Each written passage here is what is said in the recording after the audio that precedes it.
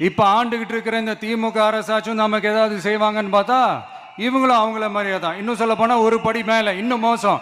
அவங்களாச்சும் நேரடியா சரண்டர் ஆகி இருப்பாங்க, இவங்க மறைமுகமா சரண்டர் ஆகி இருக்கிறாங்க. அவ்வளவுதான் வித்தியாசம். அதனால நீங்க பாத்தீங்கன்னா அவங்களோட அந்த வேஷம் கலைஞ்சிடக்கூடாதுன்றதுக்காக இந்த கலர் கலரா கவர்ச்சிகரமான இந்த அறிவிப்புகள்லாம் வெளியிடுறாங்க. நோட்டீஸ் பண்ணியிருப்பீங்கன்னு நினைக்கிறேன்.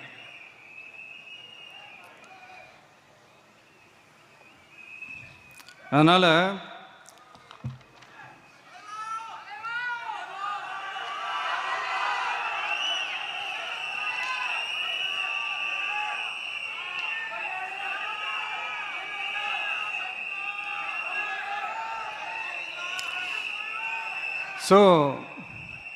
இவங்க எல்லாரும் இப்படியே இருக்கிறாங்களே, நமக்காக உண்மையாக உழைக்கிறதுக்கு யாராச்சும் வந்துட மாட்டாங்களா அப்படின்னு மக்கள் ஒரு விதமான அதை வெளியில் சொல்ல முடியாத ஒரு அழுத்தத்தில் இருக்கிற நேரம் இது. மாற்றி மாற்றி ஓட்டு போட்டு ஏமாந்து அவங்க இப்போ நம்மளை நம்புகிறாங்க. நம்மளுடைய இந்த தமிழக வெற்றி கழகத்தை இந்த விஜய் கூட நிற்பான்னு நம்புகிறாங்க.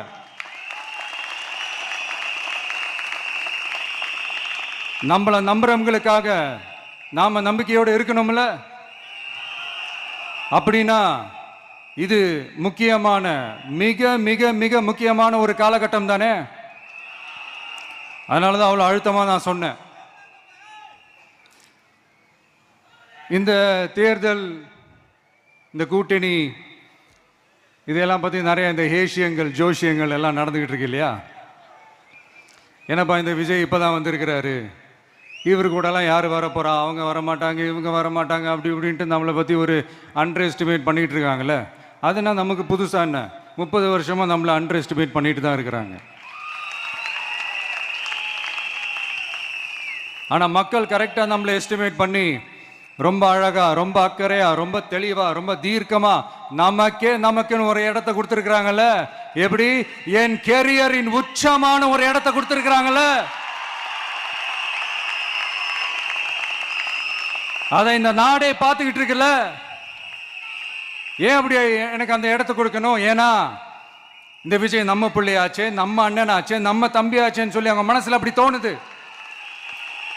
அதனாலதான் நமக்கு அப்படி ஒரு இடத்த கொடுத்து உள்ளன்போடு அள்ளி நம்மளை அரவணைச்சிக்கிட்டு இருக்கிறாங்க. அப்படி நம்மளை நம்புறவங்களுக்காக நாம உழைக்கிறதே அது ஒரு பழக்கமாகி இப்ப அதுவே என்னுடைய ஒரு ஒரிஜினல் கேரக்டராகவே மாறிடுச்சு. இத்தனை வருஷமா இருக்கிற அந்த உழைக்கிற குணம் அது எப்படி மாறும்? அதெல்லாம் மாறவே மாறாது. அரசியலுக்கு வந்ததுக்கு அப்புறமும் சரி, ஆட்சி அதிகாரத்துக்கு வந்ததுக்கு அப்புறமும் சரி, ஒன்னே ஒன்று சொல்ற, எழுதி வச்சுக்கோங்க. இதுக்கு முன்னாடி இருந்தவங்க மாதிரியோ இல்லை இப்போ இருக்கிறவங்க மாதிரியோ ஊழல் செய்யவே மாட்டான்.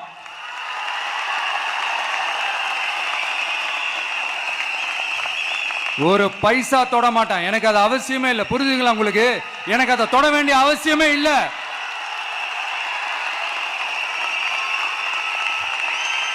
ஒரு துளி ஊழல் கரை கூட படியவே படியாது, படியவும் விட மாட்டான்.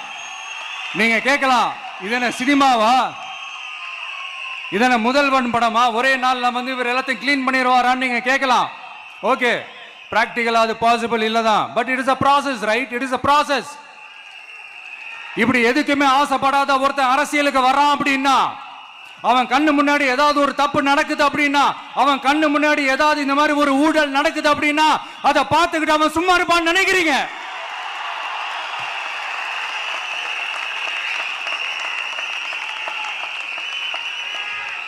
அதனால இந்த தீய சக்தியா இருக்கட்டும், இந்த ஊழல் சக்தியா இருக்கட்டும், ரெண்டு பேரும் தமிழ்நாட்டை ஆண்டவை கூடாது. அப்படிப்பட்ட இந்த கட்சிகளை உண்மையா தில்லா எதிர்க்கிற அந்த கட்ஸும் கெத்தும் நம்ம கிட்ட மட்டும்தான் இருக்கு.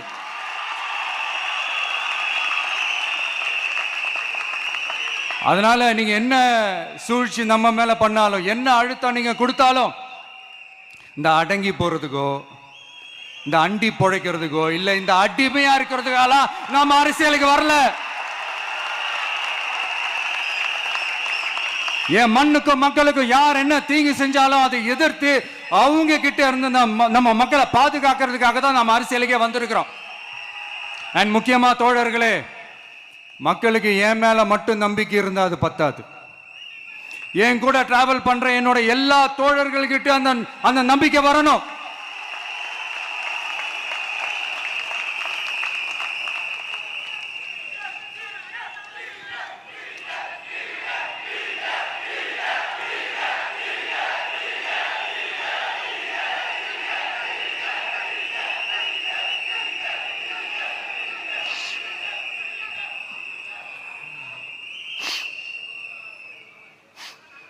அந்த நம்பிக்கை இல்லைன்னு நான் சொல்ல வரல, இருக்குது. ஆனால் அதை தொடர்ந்து இருக்கிற மாதிரி நீங்க எல்லாம் நடந்துக்கணும். தப்பு பண்ண யாரா இருந்தாலும் தப்பிக்கவே முடியாதுன்ற அந்த ஒரு பயம் இருக்கணும். எல்லாரும் உங்களை தான் கேட்கிறேன், எல்லாரும் உண்மையா உழைப்பீங்கல்ல?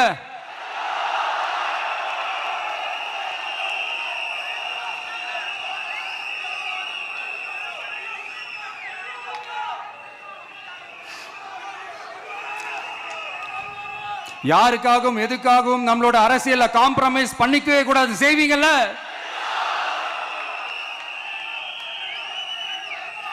அண்ட் தயவு செஞ்சு எல்லாரும் கொஞ்சம் ஒற்றுமையா இருந்து சேர்ந்து உழைச்சி ஜெயிப்பீங்கல்ல? சரி, நமக்காக நம்ம மக்கள் கண்டிப்பா ஓட்டு போட்டு ஜெயிக்க வைப்பாங்க, அதுல எந்த மாற்று கருத்துமே கிடையாது. அப்படி ஜெயிக்கிறதுக்காக நாம் என்ன செய்ய போறோம்?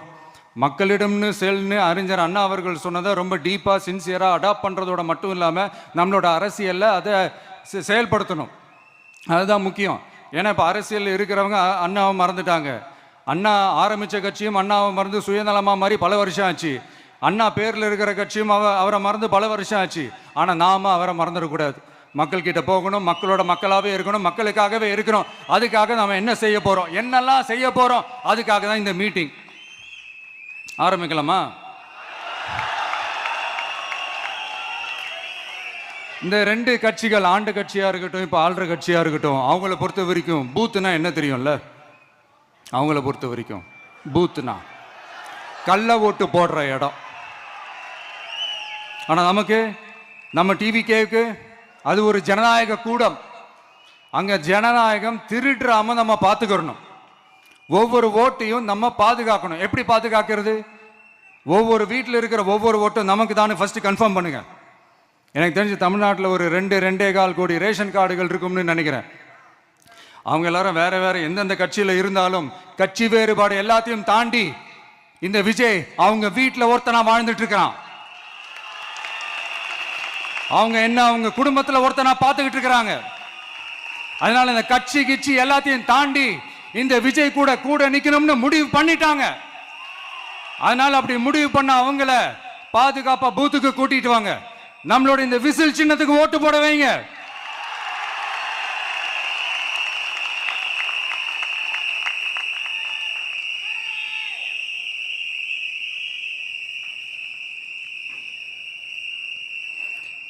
ஒன்றியம், நகரம், பேரூர் பகுதி, கிளைன்னு இங்க வந்திருக்கிற நம்மள எல்லார் நிர்வாகிகளும் தான் நம்ம கட்சியினுடைய ஆணி வேர். நீங்க எல்லாரும் சுதந்திரமா செயல்படணும், சுதந்திரமா செயல்பட விடணும்.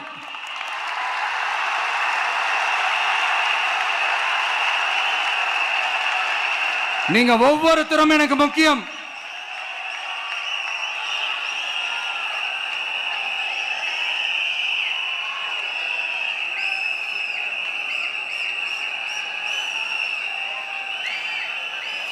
நீங்க தான் நம்மளுடைய இந்த பிஎல்ஏஸ், பூத் லெவல் ஏஜென்ட்ஸோட களத்தில் நின்று வேலை பார்க்க போற ஃப்ரண்ட் லைன் வாரியர்ஸ். இப்ப நடக்க போறது வெறும் எலெக்ஷன் கிடையாது, இது ஒரு ஜனநாயக போர். இந்த டெமோக்ராட்டிக் பேட்டில லீட் பண்ண போற கமாண்டர்ஸ் நீங்க தான்.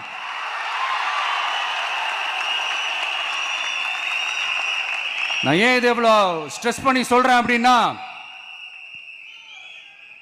இந்த தீய சக்தி எப்படி, இந்த தீய சக்தியோட தில்லு முள்ளுலாம் உங்களுக்கே நல்லா தெரியும். முழிச்சிட்டு இருக்கும் போது முழியை தோண்டி எடுத்துட்டு போற கூட்டம். அதனால கொஞ்சம் ஜாக்கிரதையா இருக்கணும். நம்ம எலெக்ஷனுக்கு இன்னும் 3 மாசம் தான் இருக்குது, அவ்வளவு கூட இல்லைன்னு நினைக்கிறேன். இந்த 3 மாசத்துல நீங்க செய்ய போற அந்த களப்பணியில தான் நம்மளுடைய வெற்றியே இருக்குது. உங்களுக்கு இந்த விஜய் பிடிக்கும்ன்றது உண்மைனா, சத்தியம்னா, உங்களோட உழைப்புல அதை காட்டுங்க. அப்புறம் நாங்க அறிவிக்க போற வேட்பாளர்களுக்கு நீங்க உங்களுடைய முழு ஒத்துழைப்பை நீங்க கொடுக்கணும். கொடுப்பீங்க தானே?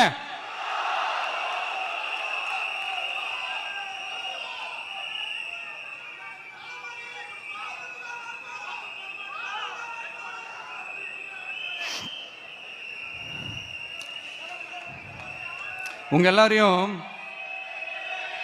ஒரு எனர்ஜைஸ் பண்ற மாதிரி உண்மையா நடந்த ஒரு கதை ஒன்று சொல்றேன்.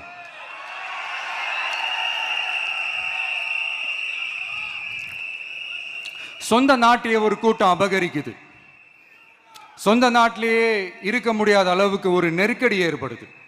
ஸோ வேற வழி இல்லாமல் அந்த நாட்டை விட்டே வெளியே போய் வேற ஒரு இடத்துக்கு போய் காடு மலை அப்படி இப்படின்னு சுற்றி மறைஞ்சு வாழ வேண்டிய ஒரு சூழ்நிலை ஏற்படுது. என்னடா இப்படியே ஓடிக்கிட்டு இருக்குமேன்னு சொல்லிட்டு தன்னோட நட்பு சக்திங்க கிட்ட பேசி ஒரு பெரும் படையை திரட்டிக்கிட்டு அதிரடியா ஒரு போரை நடத்தி அந்த நாட்டையே திருப்ப மீட் எடுத்தது யார் தெரியுமா? நம்ம கொள்கை தலைவர்களை ஒருத்தரான ராணி வேலு நாச்சியார் அவர்கள் தான்.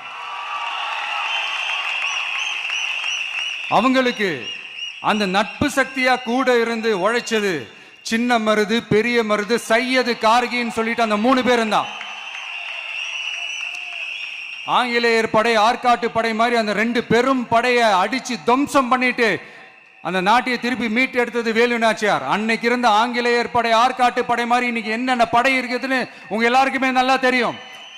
அதனால அந்த 2 படை மட்டும் இல்ல, இன்னும் எத்தனை படை வந்தாலும் எதிர்த்து நின்று ஃபேஸ் பண்றதுக்கு ஒரு நல்ல தலைமையும் இத்தனை சக்திகள் என் கூட இருக்கும் போது, இத்தனை சின்ன மருது, இத்தனை பெரிய மருது, இத்தனை சையது கார்கிகள் என் கூட இருக்கும் போது நம்ம நாட்டை நம்மளால மீட்டெடுக்க முடியாதா?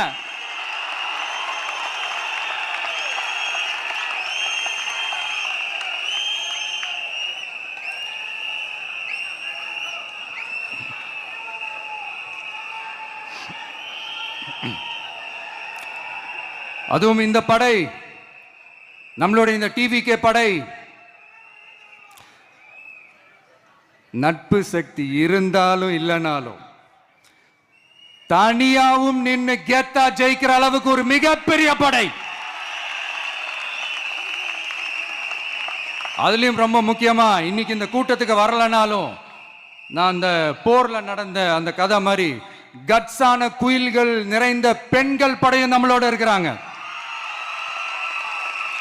அந்த பெண்கள் படையை பார்த்துதான் அரசியல் அரங்கமே அதிர்ந்து போயிருக்குது. அதனால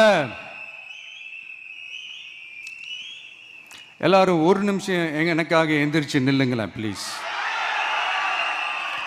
நான் சொல்றதை கொஞ்சம் ரிப்பீட் பண்ணுங்க. இந்த 2026 சட்டமன்ற தேர்தல்ல நாம எல்லாரும் உண்மையாக உழைப்போம், சத்தியமாக உழைப்போம், உறுதியாக உழைப்போம், ஒற்றுமையாக உழைப்போம். Thank you. Please sit down.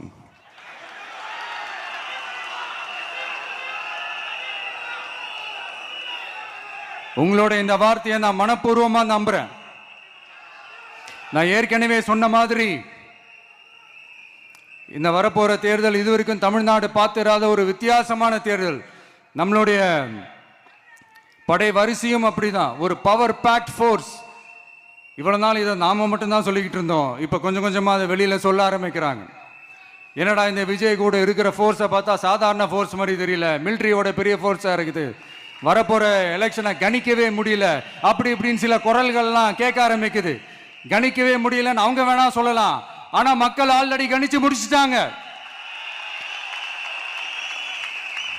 அவங்க மனசை நல்லா புரிஞ்சு வச்சிருக்கிற நமக்கு அது நல்லாவே தெரியும். அதனால இந்த எலெக்ஷன் ரிசல்ட்டுக்கு அப்புறம் இந்த தீய சக்தி கிட்ட இருந்தோம், இந்த ஊழல்வாத அடிமை சக்தி கிட்ட இருந்தோம் தமிழ்நாட்டை மீட்டுட்டோம்னு உறுதியா அறிவிப்போம். அதுல என்ன மாற்று கருத்து கிடையாது. அதனால என் நெஞ்சில் குடியிருக்கும் தோழர்களே, தோழிகளே, உங்களோட நான் இருக்கேன், நம்மளோட நம்ம மக்கள் இருக்கிறாங்க. இதுக்கு மேல என்ன வேணும்? கான்பிடண்டா இருங்க, நல்லதே நடக்கும், வெற்றி நிச்சயம். மீண்டும் சந்திக்கும் வரை நன்றி, வணக்கம். தமிழக வெற்றி கழகத்தின் வெற்றி தலைவர், தர்மத்தாயின் தவ புதல்வன், தலைவரின் பொற்கரங்களால் ப்ளீஸ் சார், ப்ளீஸ் சார்.